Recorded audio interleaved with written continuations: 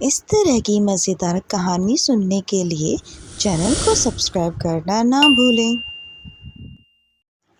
एक गांव था सीतापुर, जिसमें ज़मींदार हसमुख सिंह अपने इलाके का सबसे होशियार आदमी था। किंतु उसमें बस एक ही खराबी थी कि उसको दूसरों को परेशान करने में बहुत आनंद आता था। जिस दिन 2-4 लोगों को परेशान ना करता, उस दिन उसे चैन ना पड़ता। आज कुछ बेचैनी सी हो रही है। बहुत दिनों से ना तो किसी को ना ही तो परेशान किया है और ना ही चूना लगाया है। क्यों ना कहीं चलकर लोगों को परेशान किया जाए। यह सोचकर उसने दूसरे गांव जाने का फैसला किया और चलने की तैयारी कर ली। तभी अचानक उसने देखा, मेरी जेब में तो एक फूटी कौड़ी भी नहीं है। ईब के करया जा, अब कैसे उल्लू बनाऊं उन लोगों को। अरे सुनती हो, घर में कोई चीज़ है जो मेरे काम आ सके?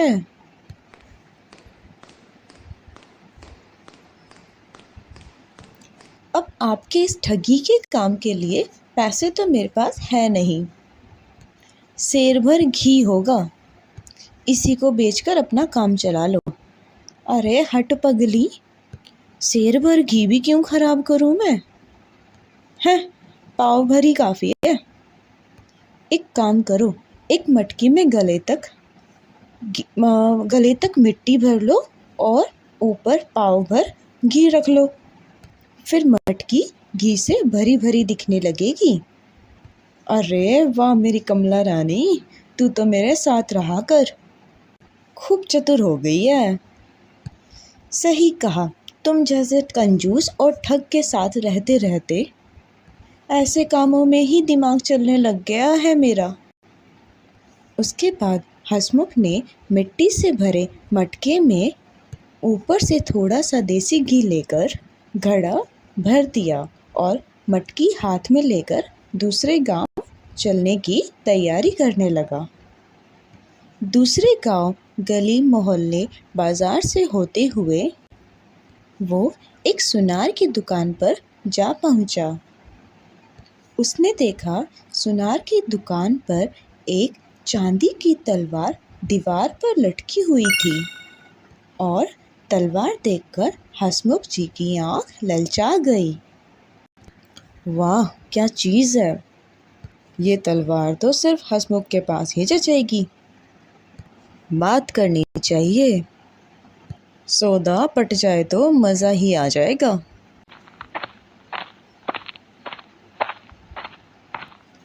कौन हो भाई? इस गांव के तो नहीं लगते हो।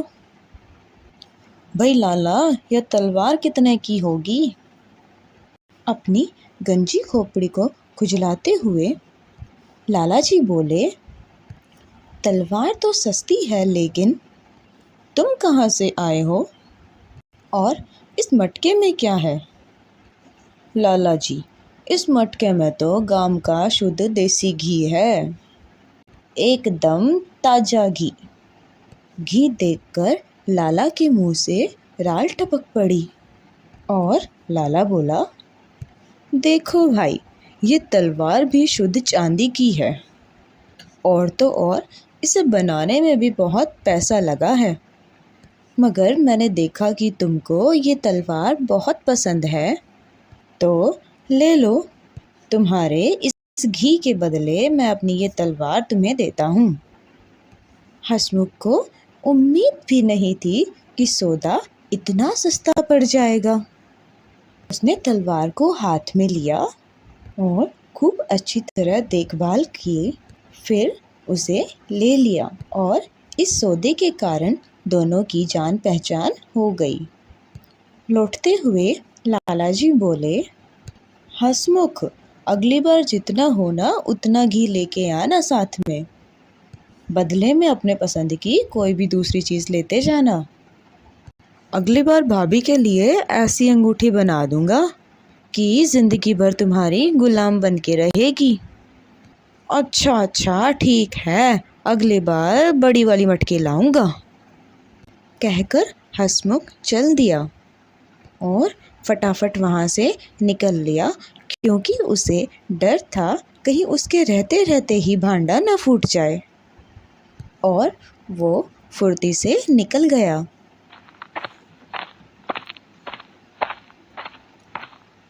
वापस लौटते हुए वो एक जंगल में पहुंचा तो सोचा, अरे चांदी की तलवार तो सस्ते में मिल गई, क्यों ना इस तलवार की परीक्षा करी जाए।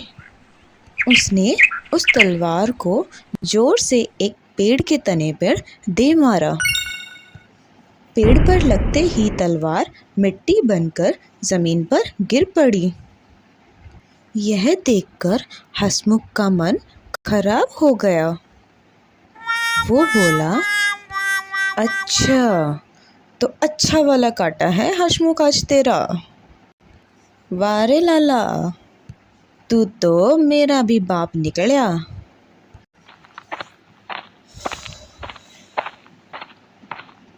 उधर लाला जब घर पहुंचा, कहाँ हो भाग्यवान, आज बाजार में एक आदमी आया था, आज उसको बड़ा अच्छा उल्लू बनाया मैंने।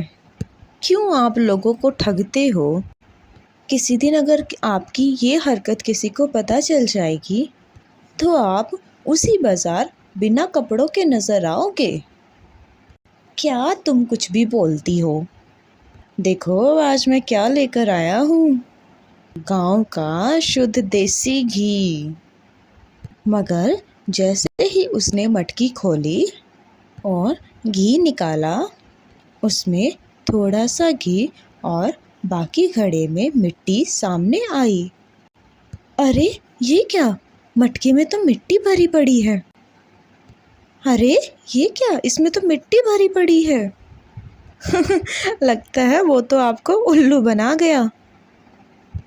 लाला की पत्नी ये सब देखकर खूब हंसने लगी और लाला तो मन ही मन उसकी अकल की दाद देने लगा।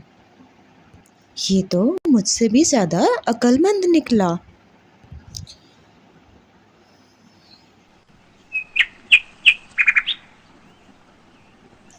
कई दिन बीत गए।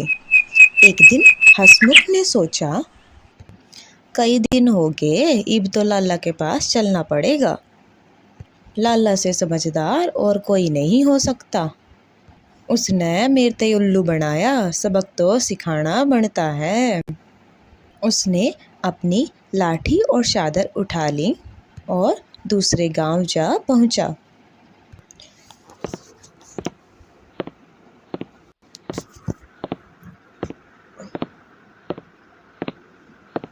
लाला जी ने अचानक हंसमुख को अपनी दुकान पर देखकर हंसकर उसका स्वागत किया।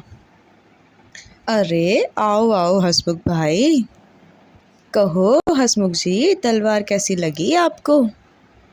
लाला जी चीज़ तो लाजवाब थी, बहुत उम्दा चीज़ रखते हो आप, लेकिन घी में भी तो तुमने खूब स्वाद आया होगा।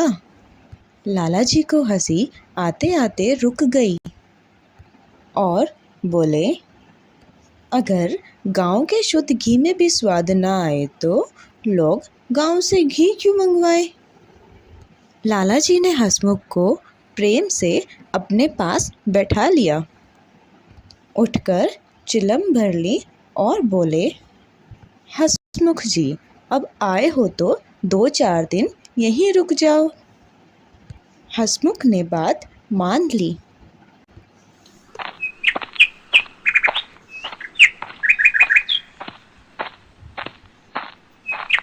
शाम को खूब चकाचक भोजन बना। खाने के लिए दोनों अलग अलग आसन पर बैठे। 2 थाल सामने आए। लाला जी ने सोने की थाल में खाना लगाकर हंसमुख को दिया और खुद ने चांदी की थाल ले ली। लाला जी, आज तो तुमने दिल घणाए खुश कर दिया। आप तो खाना भी सोने की थाली में देते हो। लाला ने मन में सोचा, क्यों, सोना देखकर तो तेरे मन में पानी आ गया होगा। अरे अरे हंसमुख, मैं तो बस मेहमान नवाजी कर रहा हूँ। वहाँ सोने की थाल देखते ही हंसमुख खाना पीना भूल गया और सोचने लगा, खाना तो अपनी जगह, सीधा ये सोने की थाल हाथ लग जाए। खाना खत्म हुआ तो आंगन में दोनों की खाटें बराबर लगा दी गई। थोड़ी देर बाद लाला जी को नींद आ गई और जब वो गहरी नींद में हो गए तब हंसमुख, चलो अब थाल निकालकर उसे तालाब के कीचड़ में दबा आता हूँ। हंसमुख उठा और चुपके से थाल लेकर तालाब के कीचड़ में दबा आया।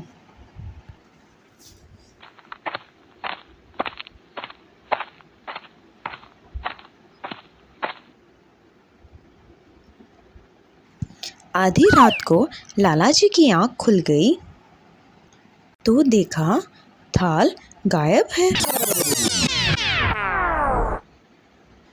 जालिम ने तो कमाल कर दिया, रातों रात काम बना लिया।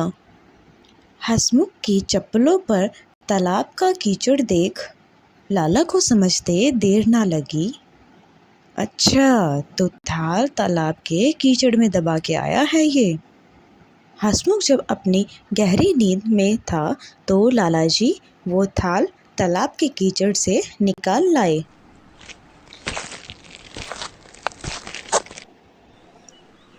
सुबह आँख खुलने पर हंसमुख ने वापस लौटने की जल्दबाजी की और बोला, मैंने आज जल्दी ही जाना था, बस मेरी आँख नहीं खुली। कोई बात नहीं, खाना खाकर चले जाना, इतनी भी क्या जल्दी है। यह कहकर लाला जी ने उसे रोक लिया। दिन में जब हंसमुख ने सोने का थाल अपने आगे पाया तो उसकी आंखें खुली की खुली रह गई। लाला तो बड़ा धनवान मालूम पड़ता है। लाला जी, आपके पास तो ऐसे कई थाल होंगे। ना ना, बस यही एक ही थाल है और वो भी बहुत पुराना हो चुका है। लाला का उत्तर सुनकर हंसमुख जान गया, ये लाला भी कम उस्ताद नहीं है। ये रातों रात तालाब से थाल निकाल लाया। उसके चेहरे पर थाल का निकल जाने का दुख था, लेकिन उसने अपना ये दुख जाहिर नहीं होने दिया। अब वो दोनों एक दूसरे को अच्छी तरह जान गए थे।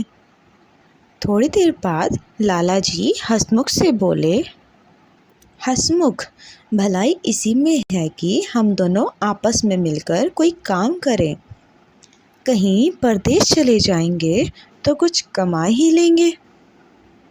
तुम्हारी और मेरी अकल एक जैसी ही है, इसलिए हम बड़े बड़े काम आसानी से कर सकते हैं। सोच विचार कर हंसमुख बोला, जी मन्ना मंजूर है। हम लोग कहीं दूर देश चलें जहाँ कोई हम दोनों को जानता ना हो।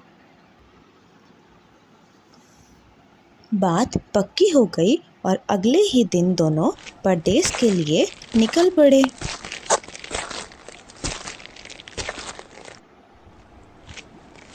चौथे दिन एक नवाब की रियासत में जा पहुँचे।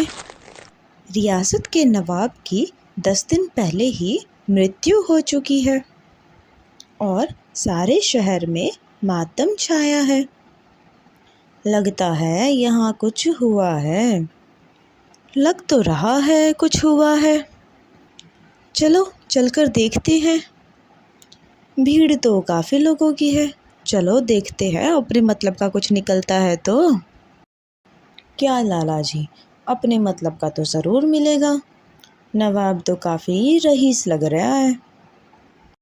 दोनों मित्रों ने इस वातावरण से फ़ायदा उठाने की सोची। नवाब के बारे में सारी जानकारी लेने के बाद उन दोनों मित्रों ने भेष बदल लिया। लाला जी भारी भरकम शरीर के थे, तो उन्होंने शाहूकार का वेशभूषा ले ली और साहूकार बन गए, और हंसमुख उनका मुनीम बन गया। वो कागजों का एक बंडल लेकर सेठ जी के साथ दरबार में जा पहुँचे।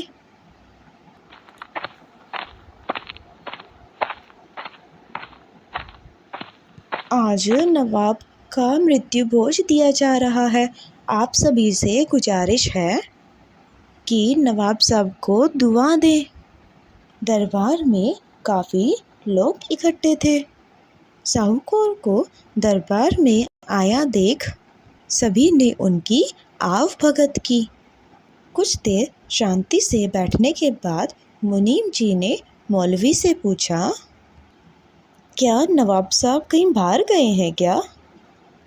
उसकी यह बात सुनकर मौलवी उदास होकर बोले, मुनीम जी, नवाब साहब तो खुदा को प्यारे हो गए हैं।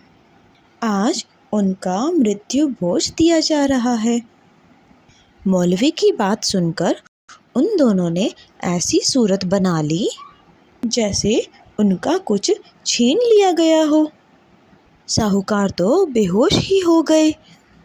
उनकी यह दशा देखकर दरबार में खलबली मच गई। तभी नवाब का वहाँ बड़ा लड़का आया और मुनीम ने उन्हें बताया, 10 वर्ष पहले नवाब साहब ने सेठ जी से 10,000 रुपये लिए थे और दोस्ती के नाते लिखा पढ़ी कुछ नहीं की, इसलिए सेठ जी बेहोश हो गए हैं। यह सुनकर दरबारियों को आश्चर्य हुआ। थोड़ा ठंडा पानी मंगाकर सेठ जी के सिर पर डाला गया। उन्हें होश में लाने की कोशिश की गई। होश में आकर वे ज़ोर से चिल्लाए, नवाब साहब, मेरे 10,000 रुपये, हाय 10,000, यहाँ नहीं तो जन्नत में आकर तुझसे ले लूँगा। यह कहकर वो फिर बेहोश हो गए। फिर मौलवी ने सोचा, ये बनिया कहीं पैसे के पीछे जान ही ना दे दे। अगर यहाँ मर गया तो आफत खड़ी हो जाएगी। नवाब साहब का लड़का भी घबरा गया और बोला, खुदा के लिए इस सेठ की जान बचाओ। इसकी मौत का दाग हमारे माथे पर न लग जाए। मैं इसकी सारी रकम अभी चुकता कर दूंगा। वहाँ सेठ को होश में लाया गया और पूछा, सेठ जी, आपके पास कोई सबूत है कि मेरे वालिद ने आपसे 10,000 रुपये लिए थे? लड़के की बात सुनकर सेठ बोला, सबूत तो कोई नहीं, लेकिन अगर मैं सच्चा हूँ तो नवाब साहब की कब्र पर चलो। नवाब साहब खुद बोलेंगे कि मैंने उनसे रुपए लेने हैं क्या नहीं।